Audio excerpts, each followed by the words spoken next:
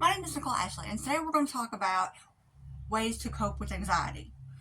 Now, we discussed last week how to identify when anxiety is not normal. Today, we're going to talk about ways to control it once we realize that. Medication is always an option if your doctor agrees, but I prefer to try everything before I go to the medication. I do have it, but I try not to take it. So, here's the ways that I cope with anxiety. Number one is to identify your triggers. Know what sets off your anxiety. Like for me, sometimes it's loud noises, sometimes it's certain movies or TV shows that I've watched. Sometimes I do it, sometimes I don't. It just depends. So identify your triggers, know what they are, and react accordingly. Notice your warnings. Like my dogs are my main warning sign. If Bert gets at my feet and then Howie stays up here at my neck, I know my anxiety is about to get bad. So then I automatically start doing things to calm myself down, or my heart will start racing, like I said last week. Once my heart starts racing, I know I need to get up. I take a bath. I go for a walk. I go outside. I do something to calm myself down because I can feel it coming on. Mine's your media. Like I said, a lot of times media, whatever I'm scrolling or watching or listening to, can sometimes trigger my anxiety, especially if it's really loud or a certain context. Especially when someone like me, I watch a lot of true crime, and sometimes it just gets to me. And sometimes, most of the time, I'm perfectly fine with it, but sometimes it does get to me, and I have to be aware of that. And if you notice that, then you notice when not to do it. Like once the sun goes down, I'm usually watching something more lighthearted, not as dark.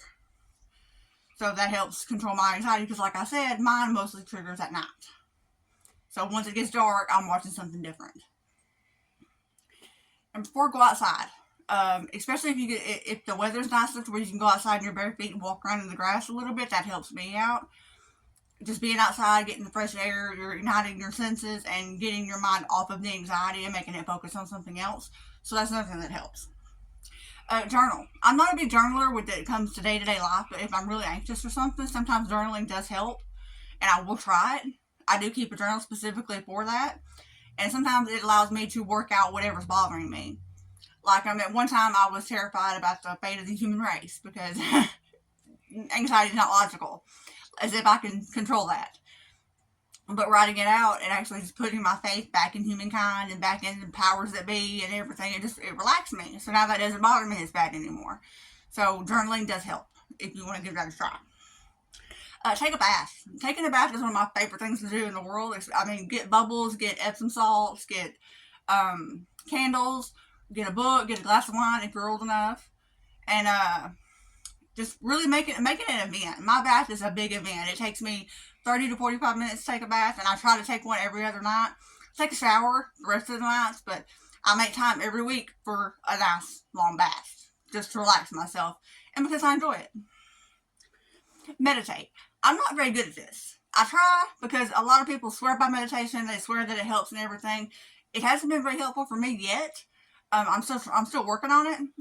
From right now, I'm using the guided meditation that I can find on YouTube, and sometimes it does relax me, but it doesn't really do as much as what everyone says it does. But that could be more me than the issue. Maybe my mind just doesn't like to calm down, and that could be my problem and not a worldwide problem. If the weather permits, go for a walk or a run.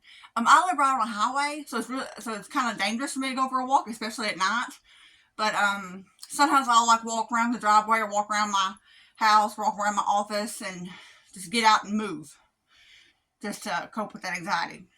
Reading, painting, crocheting, a hobby. Now, I like painting my numbers because I can't draw or paint worth the glitter on my own, but I do enjoy painting my numbers. It calms me down. Reading, I can't read when I'm anxious, but some people can. One of my best friends, when she gets anxious, she likes to read. But me, when my mind's going 90 miles a minute, I can't focus on what I'm reading. I just end up reading the same sentence in the same paragraph over and over again and still not comprehending it. So when I'm anxious, reading is not an option. My mom and my aunt love to crochet. That's not something that I'm interested in. Eventually, one day I might, but that hasn't happened yet. It's just not something I'm into. But a lot of people do it. I know Kate Kavanaugh, she crochets a lot. Lindsay Puckett, she's been crocheting and doing that. I'm not sure if that's the way they cope with anxiety or not, but it is an option if you want to give that a try. And my number one is chatting. Finding someone to chat with on Messenger or texting really calms me down. I do not know how. It may not make logical sense, but it calms me down. And now they've even got an option where you can chat with AI if you can't get anyone to answer you. Because mine happens at night, and a lot of people have to go to bed because they have to get up in the morning, and I don't want to keep everybody awake because that's just rude. So, chatting with AI, that's something you can do. Or shoot someone down in the comments below, and maybe you guys can be anxiety buddies and help each other out.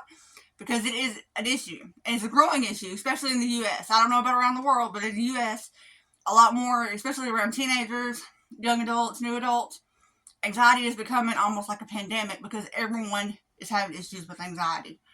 And I don't know if this is social media, I don't know if it's the growing population, and maybe it's a lot of social anxiety involved with it, or if it could be the pressure, because the pressure to succeed these days is insane. I remember back when I was going to tech school, most companies wanted the experience rather than a college degree or a technical certification. If you had the experience, that's all that mattered. Now, they want you to have the college degree and the experience. You can't just walk into a job the way you used to be able to. So it's very, very competitive. And I'm thinking that's feeding into the anxiety issues. But I've given you 10 ways to cope with it. If you have any more that I didn't mention, please leave them in the comments below. And I will see you guys next week. Bye.